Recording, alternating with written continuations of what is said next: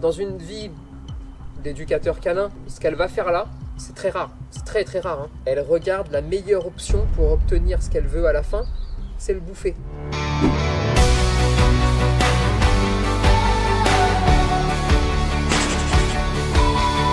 Esprit Dog est sur Facebook, Instagram et YouTube. Abonnez-vous et n'oubliez pas nos formations en ligne pour éduquer votre chien sur espritdog.com. Mali, elle arrive pour une petite réactivité en fait. À la base, elle est un petit peu réactive. A priori, qu'en laisse, d'après Antoine, son maître. Très vite, au cours de l'entretien qu'Antoine va faire avec 2 élèves, puisqu'on est en pleine formation pro, on en est très loin de la petite réactivité en laisse. Et on se rend compte qu'on a affaire à une chienne qui est au minimum réactive.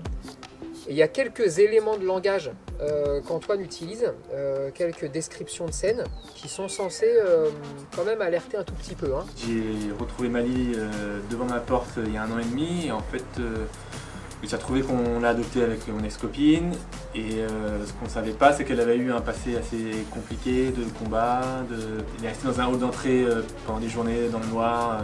Elle a toujours eu des relations avec les chiens qui étaient un peu compliquées, elle était réactive aux chiens et donc on a eu plusieurs fois où elle a eu des morsures. Il commence à décrire par exemple la première attaque de Mali sur un chien et il dit quand elle y va et elle le prend à la gorge tout de suite en fait. Quand on écoute un petit peu Antoine, c'est une chienne qui a vécu dehors. C'est une chienne qui a dû apprendre à se débrouiller, c'est une chienne qui a sans doute dû se trouver sa bouffe par elle-même. Ça laisse des petits éléments et maintenant c'est l'heure d'aller tout de suite travailler. C'est pas la peine de parler pendant 2 heures, on a besoin de voir par nous-mêmes. Pour savoir avoir une analyse de pourquoi elle était comme ça, si on pouvait arranger les choses, qu'est-ce qu'on pouvait faire de mieux pour elle. Pour moi très très vite, il faut sortir les chiens en statut. C'est des chiens qui sont en résine, qui sont à taille réelle. On a juste besoin d'aller gratter un petit peu, juste de savoir qu'est-ce qu'elle fait exactement, comment elle le fait, qu'est-ce qu'elle a conservé de ses anciens combats et surtout qu'est-ce qui se passe dans sa tête quand elle a l'impression de voir un chien. Donc là surtout l'idée c'est de ne pas brider le chien parce qu'on veut voir jusqu'où ça va aller, on veut voir ce qui va se passer. Donc on va dire à Antoine de passer, d'y aller, de laisser du mou, que la chienne puisse s'exprimer en fait. Et là il y a quelque chose de très marquant, très stable, très calme, très très peu de signaux, elle communique très peu et elle passe tranquillement. Et Antoine doit se trouver à 1 mètre, 1,50 m des chiens. Il ne faut pas se tromper, il ne faut pas se dire qu'il n'y a rien, parce que là pour le coup, la chienne est extrêmement intelligente dans sa façon de fonctionner, mais elle pourrait nous laisser penser que finalement, effectivement, c'est une petite réactivité. Il arrive sur le berger allemand et il arrive beaucoup plus proche. Et au moment où la chienne va avoir l'ouverture, elle va taper.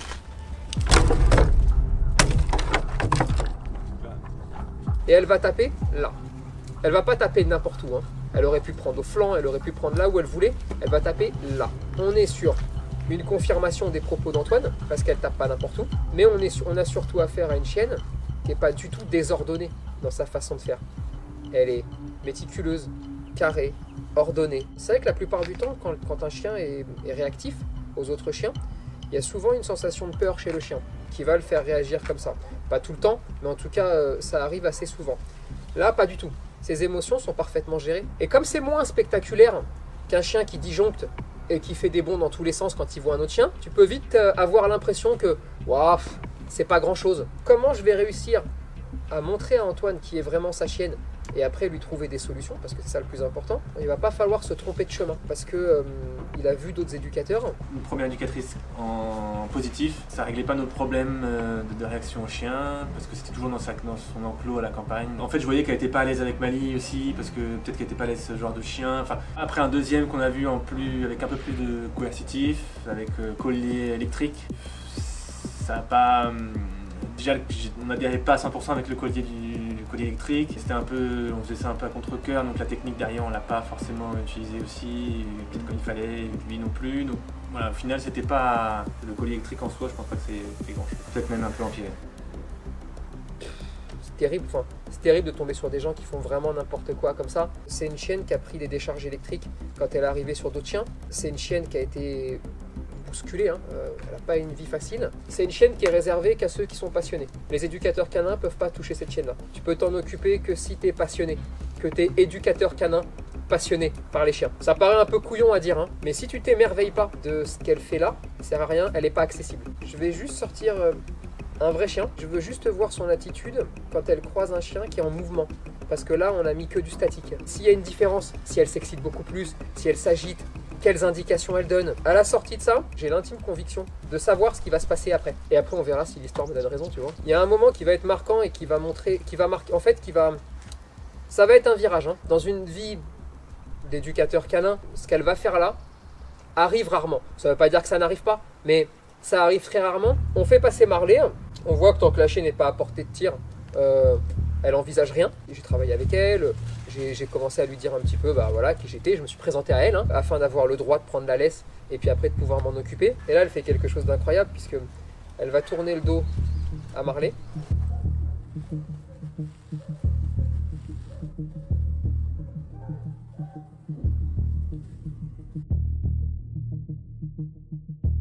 Elle lui tourne complètement le dos.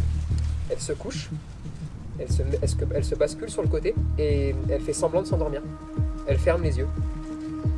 Alors, un chien qui tourne le dos à un autre chien, surtout quand vous avez un réactif, ça n'arrive jamais. Un chien qui tourne le dos à un autre chien, qui se bascule sur le côté et qui fait semblant de s'endormir, c'est beaucoup plus rare. Je vais aller prendre son rythme cardiaque, donc je vais poser la main, tout simplement. C'est une horloge. La chienne est en mesure, là, de faire croire à son adversaire, parce que pour elle c'est un adversaire, que c'est pas une menace, pas un danger, qu'elle n'est pas inquiète, mais surtout qu'elle n'est pas sur ses gardes et qu'elle dort. Et elle va faire ça uniquement pour avoir espoir que le chien en face se rapproche un petit peu plus et pour pouvoir aller le percuter. Et ça, c'est dingue. Ça, c'est typiquement le genre de chien qui a fait des essais seul dans la nature, qui a fait des essais pour bouffer en fait, avec sans doute des lapins ou des chevreuils ou d'autres chiens. On n'en sait rien. Et à un moment donné, par essai, par apprentissage, elle a compris que cette technique-là était celle qui fonctionnait le mieux. Et c'est pour ça qu'elle démarre de 0, mais vraiment de 0 à 300 en une fraction de seconde. Et à chaque fois, elle va chercher l'endroit le plus stratégique. C'est un chef de guerre. La chienne ne fait rien au hasard. La chienne ne part pas à l'aventure. Elle analyse, elle comprend l'environnement. Elle regarde la meilleure option pour obtenir ce qu'elle veut à la fin, c'est le bouffer. C'est assez marquant d'arriver à ce niveau de stabilité émotionnelle. Chapeau.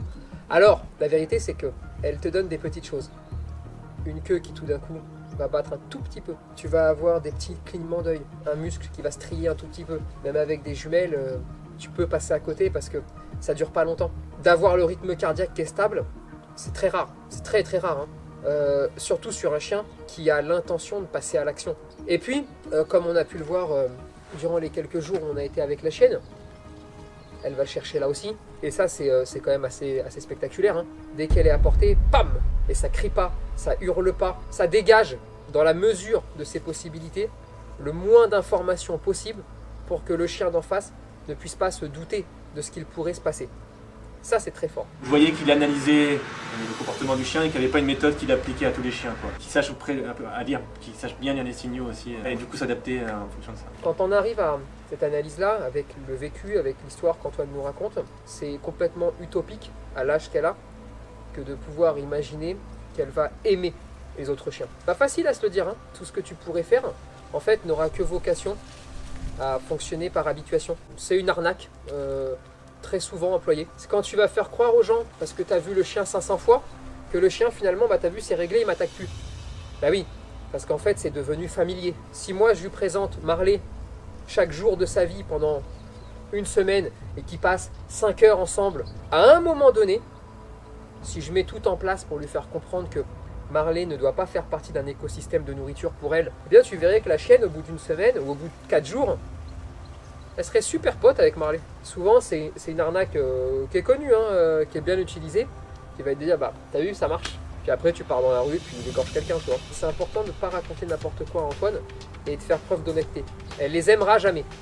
Maintenant, je suis persuadé, si on travaille un peu sur ta capacité à gérer ta chienne, tu peux lui faire tolérer si tu lui indiques qu'il y a des choses qu'on n'a pas le droit de faire. Parce qu'on va aussi lui indiquer que quand elle fait ça, c'est non.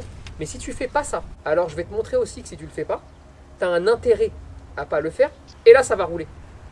Et résultat, on va pouvoir lui faire passer des chiens, même extrêmement proches, on va en passer plusieurs.